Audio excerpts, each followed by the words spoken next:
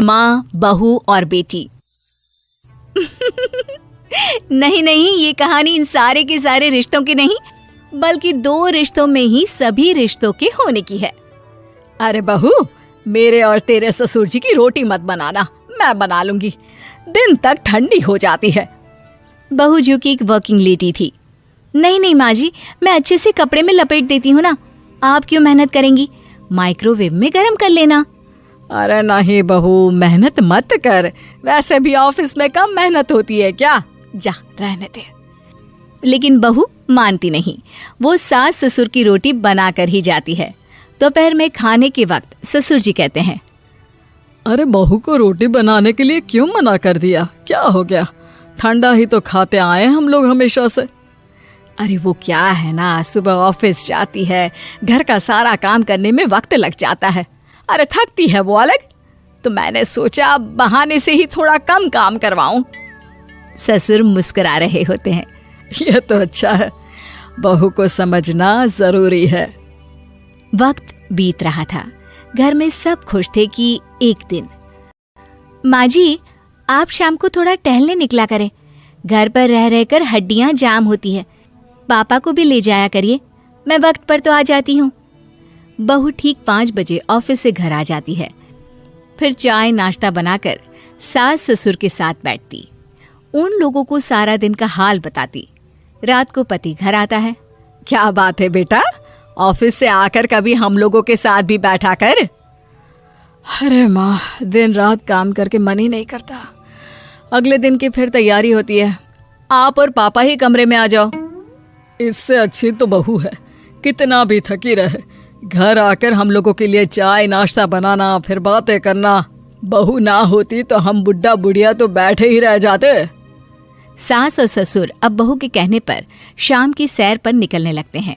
सास की कई सहेलियां बनती है तो ससुर को भी कुछ बुजुर्ग लोगों का ग्रुप मिल जाता है। कैसा रहा सहेलियों के साथ शाम का वक्त? हम लोगों ने तो भाई खूब योगा किया। अरे हम लोगों को गप्पों से फुर्सत ही नहीं होती। वैसे मिसेस मल्होत्रा आज बहू के बारे में कुछ बोल रही थी। तभी वहां ऑफिस से बहू आ जाती है जो जींस और टॉप में होती है। क्या बात है माँ, क्या कह रही थी आपकी सहेली आपकी बहू के लिए?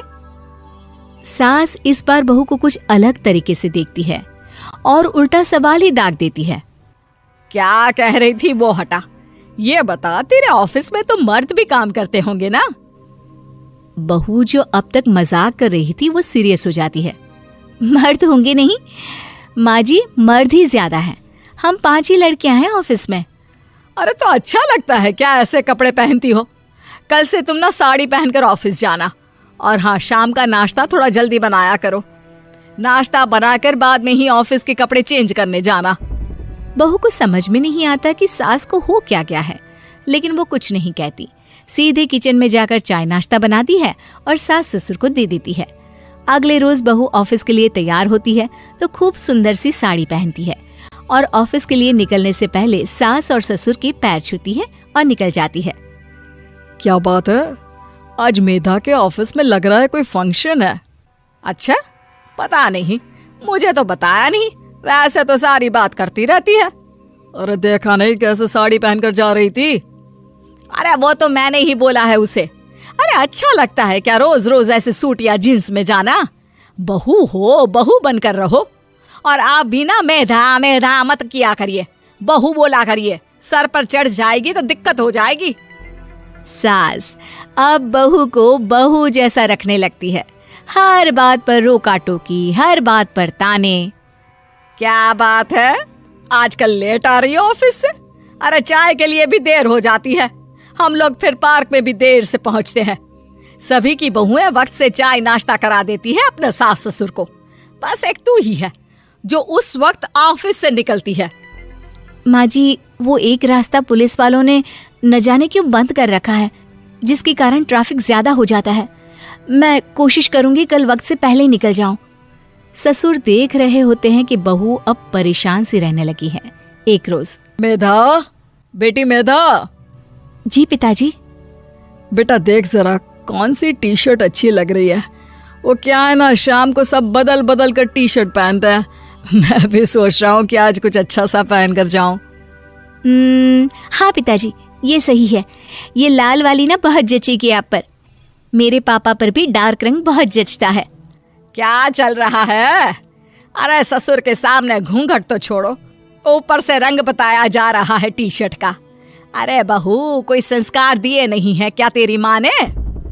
बहू इस बार बहुत निराश हो जाती है। वो वहां से तुरंत अपने कमरे में चली जाती है। अब बहू घर का सारा काम करती, ऑफिस जाती, लेकिन साड़ी और सर पर पल्ला लेकर। एक बार पड़ोसन उनके घर आती है। वाह सुमित्रा बहन, बहू का तो रूप ही बदल दिया। ठीक किया, बहू बहू जैसी ही अच्छी लगती है। अच्छा चलती हूँ मैं। पड़ोसन के जाने के बाद सास बड़ी अकड़ के साथ कहती है, देखा मेरा कमाल, कैसे मैंने मेधा बहू को कंट्रोल में कर लिया। अब बारी ससुर के बोलने की थी। हाँ सुमित्रा, बिल्कुल ये काम तो किया है तुमने, लेकिन कभी सोचा क्या खो दिया? क्या खो दिया? मैंने तो कुछ नहीं खोया जी। खोया है, पहले बहू जब ऑफिस जाती तुम्हारे पैर छूकर तुम्हें गले लगाती, लेकिन अब सिर्फ पैर छूती है। हाँ जी, ये बात तो आप ठीक बोल रहे हैं। पहले घंटों हम लोगों से बात करती, कमरे में ना जाती, ऑफिस से आते ही खुद की चाय, खाना, नाश्ता सब हम लोगों के साथ करती, सारी बात बताती।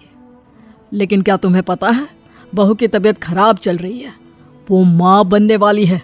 ये बात मुझे बेटे ने बताई कि तुम्हें बता दूं। अब सास की आंख में आंसू थे। वो समझ गई थी कि लोगों के कहने में आकर उसने क्या खो दिया।